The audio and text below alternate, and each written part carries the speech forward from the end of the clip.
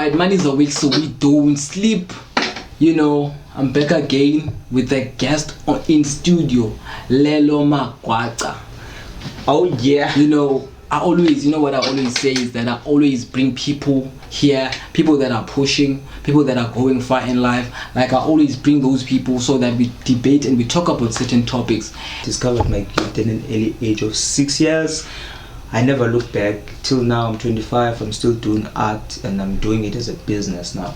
But every time, like let's say umdoboni artwork exam will be like, yo, that's gonna be so cool. And then I used to draw like you brand and swim and stuff. But in a pila we past most of the time. We siatanda upila with previous life. But what are you doing right now with what you have? And also like what happens in of like most people, you can even ask other people busy or whatever. Yeah, it's just exchanging. It's just exchanging money for just to support, and like how can you say like I don't know? Can you answer for these people? Like let's say, back when I was like question most of the time like we interviews or like you know we shows or anywhere. Okay, like what do you see yourself in 5 years? I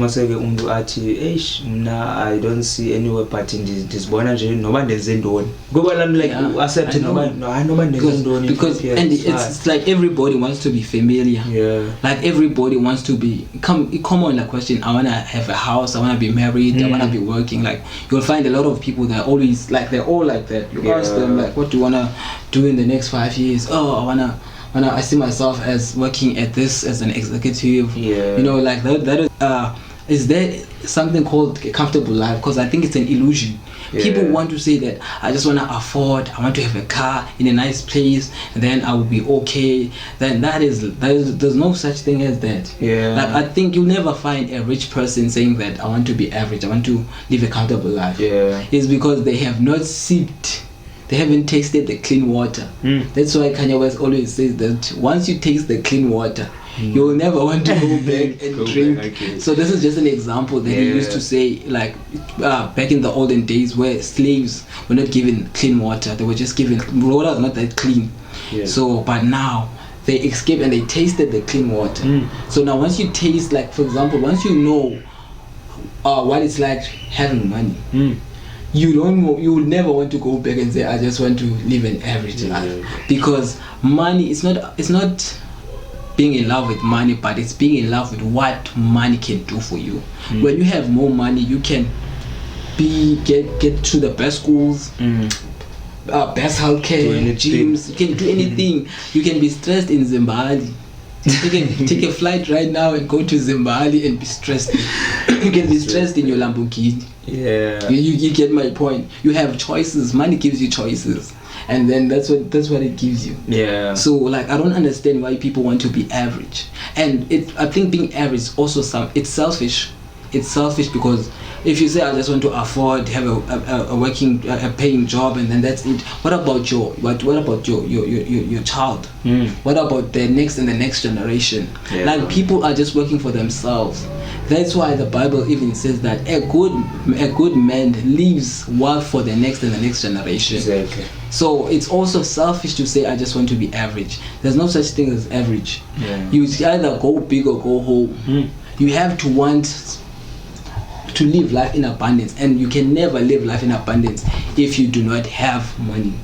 And I'll even right now I can relate. I'm sure Tsigele can also relate. Most common problems that we have in our families, they are always money related. Right? Yeah, that's true. Most of them. I just thought maybe what would happen if you could just solve that element. Imagine what's life like for someone who says money is like air to me. Sure, guys. Well, how would you live? Sure, I'll be so happy. I'll be. Yeah. I think Nyansele, as Tata said, that money like can do a little like ubomba could be better. And for me, I can say that in order for you to gain that money, don't look at it like as if there's so. You can go to work and get money. You can do anything and get money. But I think money is attached with fulfillment. Like finding something that you love. Yeah. That's the key to get money. That's what I was trying to say. Yeah. The process. You have to be in love with the process of making money, not the end where you get money as a gratification. You don't want to be doing something now for money, and then after 50 years you say that ish.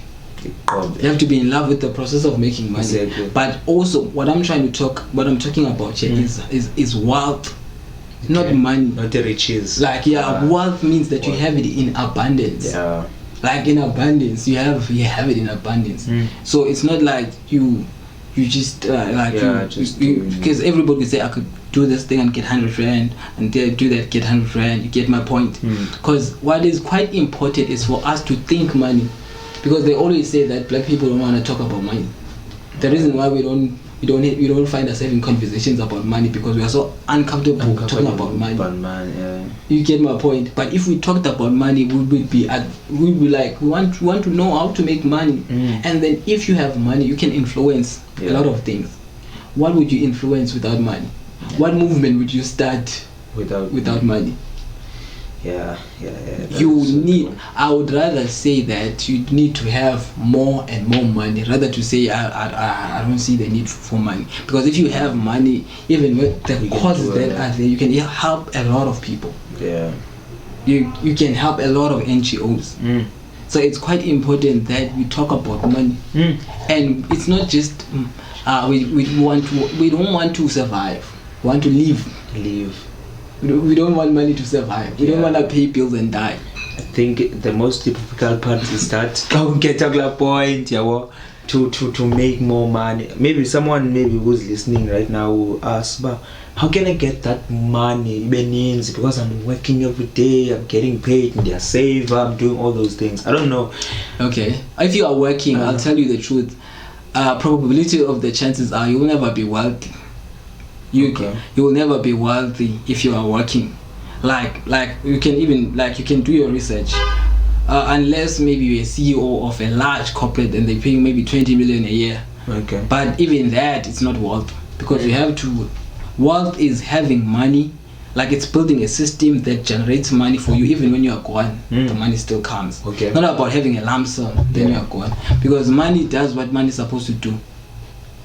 It exchanges hands. You can have 100,000 and then I check you after a month or two, it's gone.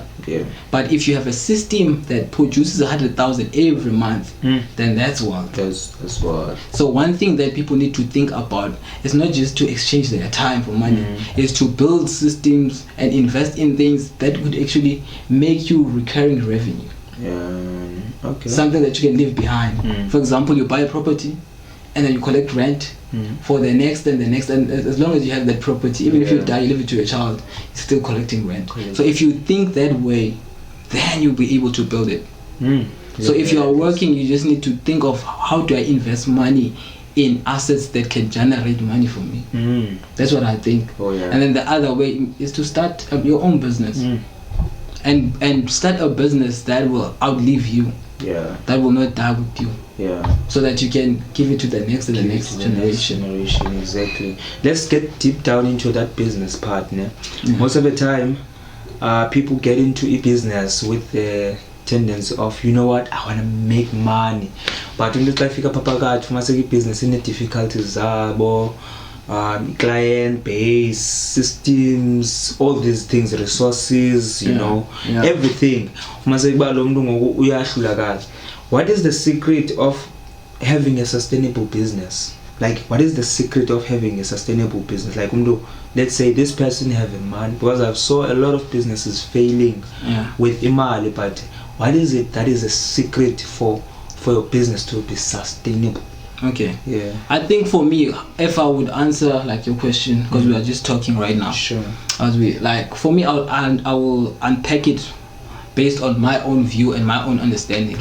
So I won't give you a blueprint of how to make $1 million business, because I don't have $1 million business or $1 million rand business.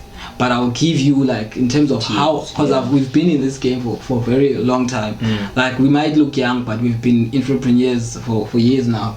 So we've understand and we've seen people that have been like started a business now. Like for me, I run a digital marketing agency.